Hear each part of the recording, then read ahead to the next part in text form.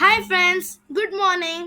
आम्ही आज निघालो आहे Pune to Hyderabad in Shatabdi express in Vistadome coach. ही ट्रेन सकाळी 7 वाजता पुण्यावरून निघते आणि दुपारी 2 वाजता हैदराबादला पोहोचते. ट्रेन ऑन टाइम निघाली. सर्वप्रथम आम्हाला पाण्याची बॉटल आणि चहा कॉफी विथ बिस्किट सर्व केले गेले. हा ईव्ही म्हणजेच विस्टाडोम कोच आहे.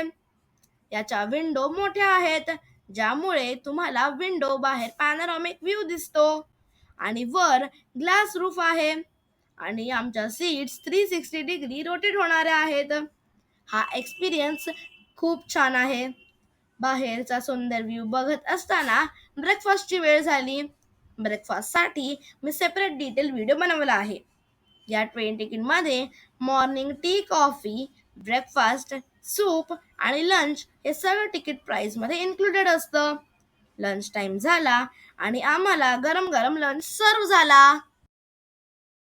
So we have got served the lunch and here is dal, here is rice, here is a potato vegetable a sabzi, this is a paneer shahi paneer, there is one sweet here rasgulla, here is dahi as you can see milk, I'll show you curd, total curd, okay, and here are our chapati and here is one pickle. आणि अशा प्रकारे 8 तासाचा हा प्रवास कधी संपला कळलेच नाही आणि आम्ही पोहोचलो सिकंदराबाद रेल्वे स्टेशनला.